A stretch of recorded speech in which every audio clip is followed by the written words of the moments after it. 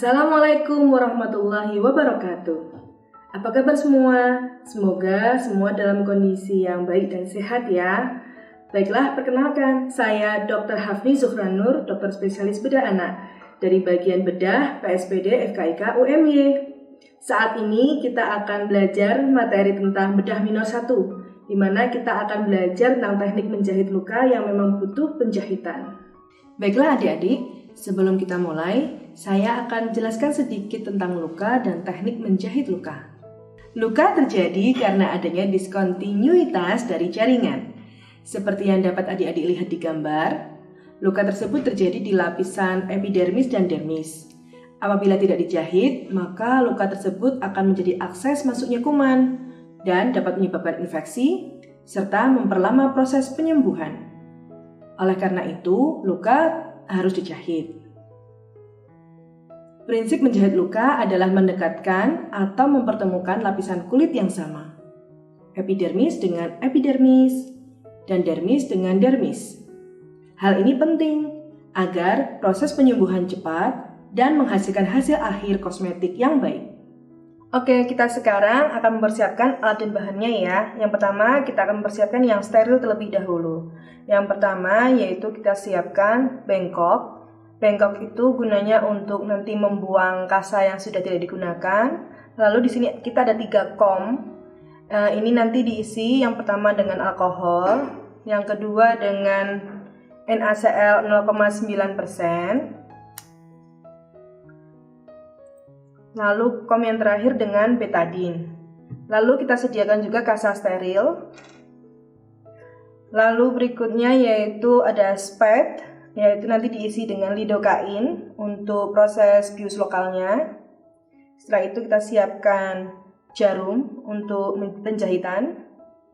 Berikutnya yaitu adalah pinset anatomis tanpa gigi. Berikutnya adalah pinset chirurgis yang dengan gigi. Lalu ini adalah needle holder. Yang ini adalah gunting benang dan yang terakhir adalah gunting kasa. Dan jangan lupa kita siapkan duk lubang. Dan yang terakhir, kalian siapkan handscoon steril. Handscoon ini ada ukurannya ya. Kalian harus tahu kalian menggunakan ukuran berapa. Kita sekarang persiapkan bahan yang non steril ya. Yang pertama yaitu ada benang side. Benang side ini tidak dapat diserap oleh tubuh, bisa digunakan untuk kulit. Lalu berikutnya yaitu benang chromik catgut. Yang ini bisa untuk jaringan dan ini dapat diserap oleh tubuh ya. Nah, yang luarnya ini tidak steril, tetapi benang yang di dalamnya itu steril. Lalu berikutnya yaitu lidokain. Ini untuk bius lokalnya ya, untuk bius lokal yang dimasukkan ke dalam spet tadi. Lalu kita siapkan Hipavik. Ini plester untuk menutup luka. Lalu yang terakhir adalah ini namanya Dariantul atau kasa antibiotik. Ini dalamnya juga steril ya. Oke, sebelum kita melakukan teknik penjahitan atau prosedur penjahitan, kita sebelumnya pasti sudah melakukan perkenalan diri ke pasien, lalu melakukan pemeriksaan anamnesa dan pemeriksaan fisik, dan juga meminta persetujuan atau informed consent ke pasien. Setelah pasien setuju, lalu kita menyiapkan alat dan bahan untuk penjahitan seperti yang sudah kita lakukan tadi ya. Setelah alat dan bahan siap, kita sekarang akan melakukan cuci tangan steril terlebih dahulu dan menggunakan handscoon steril. Setelah kita melakukan cuci tangan steril, lalu kita menggunakan handscoon steril. Handscoon steril ini setelah dibuka, ada bagian yang boleh kita sentuh dengan jari kita dan ada yang tidak boleh. Saya contohkan ya. Bagian yang dalam ini bagian dalam, yang ini adalah bagian luar. Bagian dalam ini boleh dipegang oleh jari-jari kita. Lalu kita masukkan tangan kita. Ingat ya, jempol ketemu dengan jempol.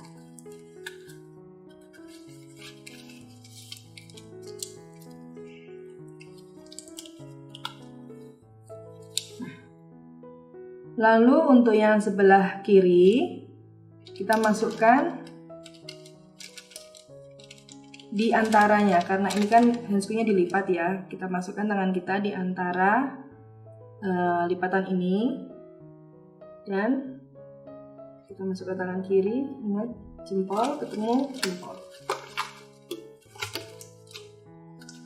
Bila belum benar, nanti bisa kita benarkan di akhir.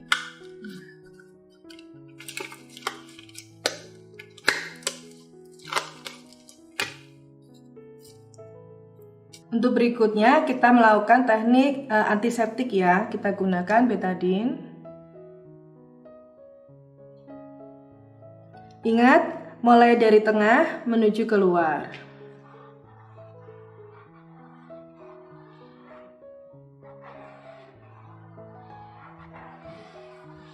Kita buang di bengkok.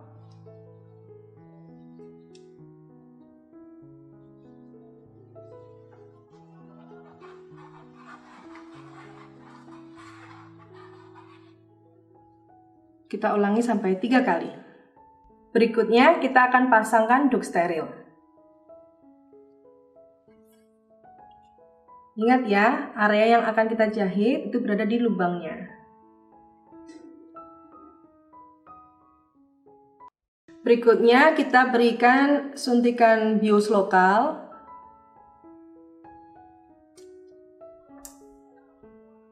Kita lakukan di bagian ujung luka.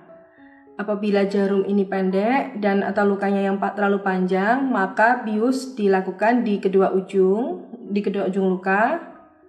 Apabila kira-kira tidak terlalu panjang, bisa dengan di satu ujungnya saja.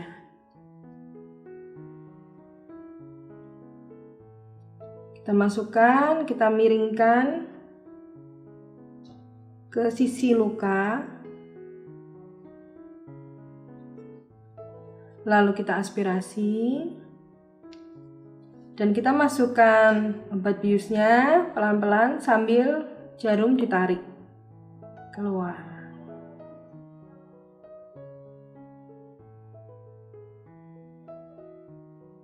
Usahakan jangan sampai jarum keluar dari kulit. Lalu kita miringkan ke sisi satunya. Jangan lupa aspirasi. Lalu kita tarik dan masukkan obat. Tarik sepet sambil memasukkan obat biusnya.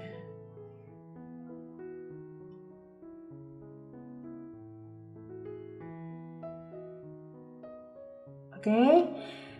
Bila dirasa biusnya kurang untuk satu sisinya, lakukan hal yang sama di sisi satunya ya. Setelah kita bius, kita tunggu beberapa saat, lalu kita cek apakah pasien masih merasa kesakitan atau tidak. Bisa dengan kita cubit di sekitar luka ya, jangan di pas lukanya. Gunakan pinset chirurgis, dicubitnya pelan-pelan saja. Lalu ditanyakan, apakah sakit atau tidak Pak? Seperti itu. Bila pasien sudah tidak merasakan kesakitan lagi, lalu kita persiapkan untuk menjahitnya ya. Kita pasang jarum di needle holder. Lalu kita pasang benangnya.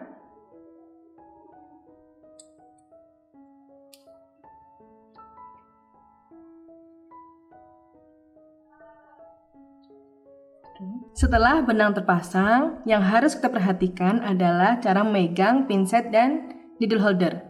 Pinset dipegang seperti kita memegang pensil. Dan needle holder kita pegang dengan lubangnya ini, ibu jari dan jari keempat. Sekarang kita akan belajar bagaimana teknik menjahit jahitan terputus sederhana. Kita jepit kulit yang satu dengan pinset chirurgis. Lalu kita masukkan jarum dan keluarkan di sisi satunya.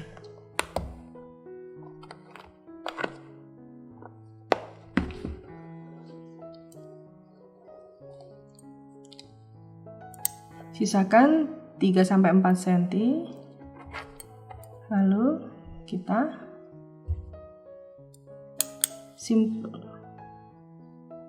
simpul kita bawa ke bagian samping. Ingat, jangan terlalu kencang karena jahitan butuh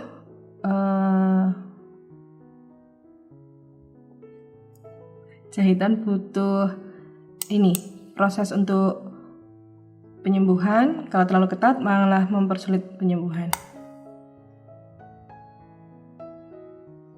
Oke. Lalu kita gunting dengan gunting benang kurang lebih 1 cm.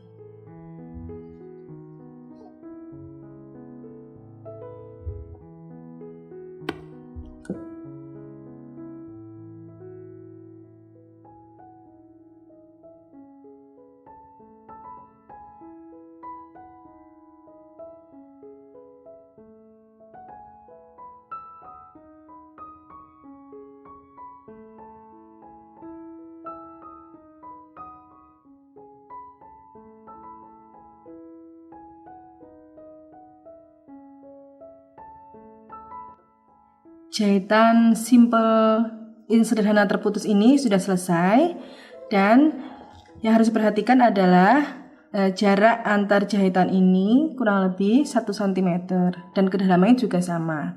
Lalu semua luka dijahit jangan terlalu ketat. Yang penting adalah merapatkan antara kulit bagian kanan dan kirinya supaya proses penyembuhannya lebih cepat. Setelah ini kita akan tutup lukanya. Sebelumnya kita bersihkan dulu dengan NaCl.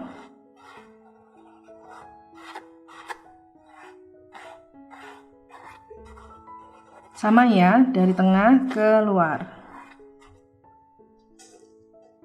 Lalu kita keringkan supaya nanti plasternya bisa menempel.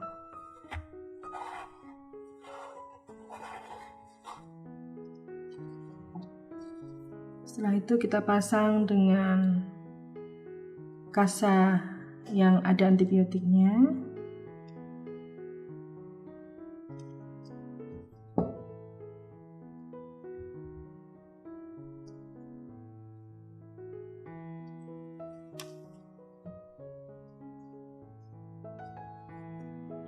Kita tutup dengan kasa.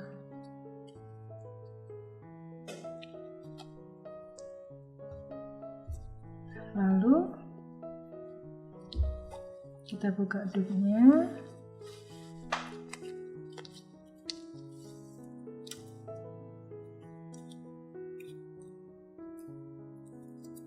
Dan kita plester.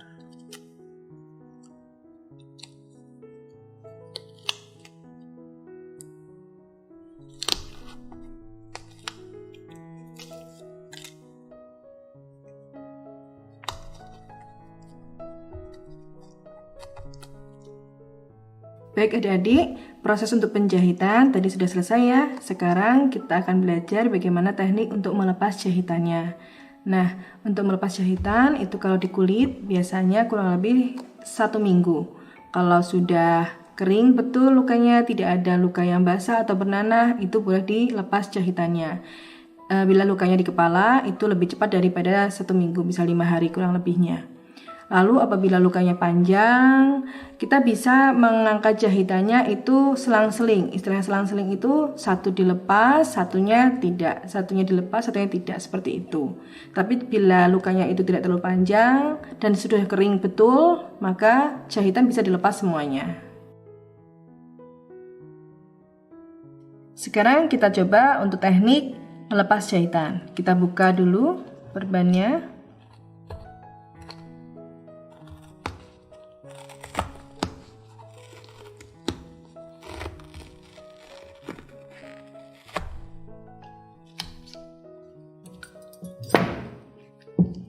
Kita buka kasa antibiotiknya.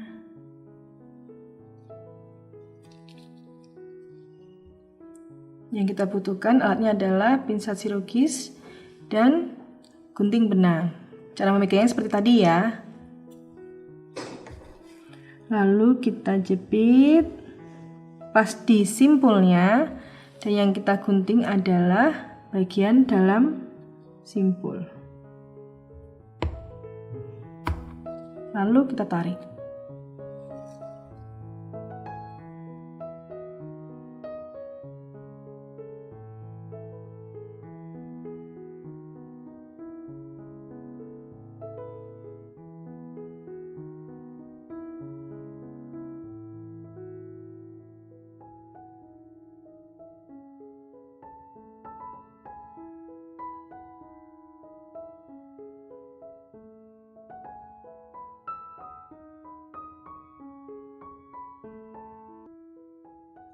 Baiklah adik-adik, sekarang saya akan mencontohkan beberapa contoh jahitan yang lainnya. Yang pertama itu jahitan matras, yaitu jahitan matras horizontal. Dengan jahitan matras horizontal ini akan memberikan hasil jahitan yang kuat.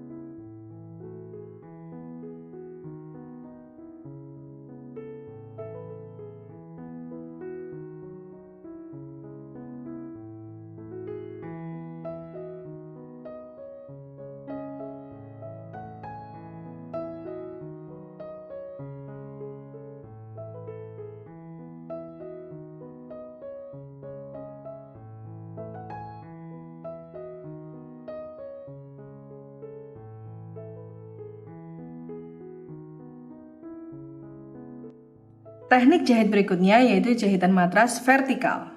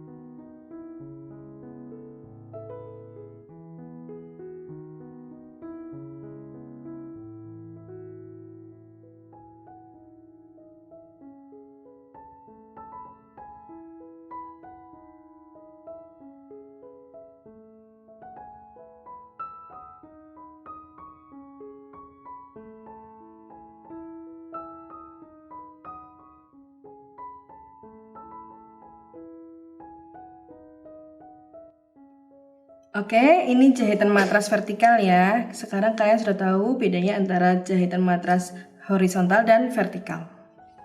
Nah, sekarang kita belajar tentang jahitan kontinu ya, yaitu jahitan jelujur sederhana.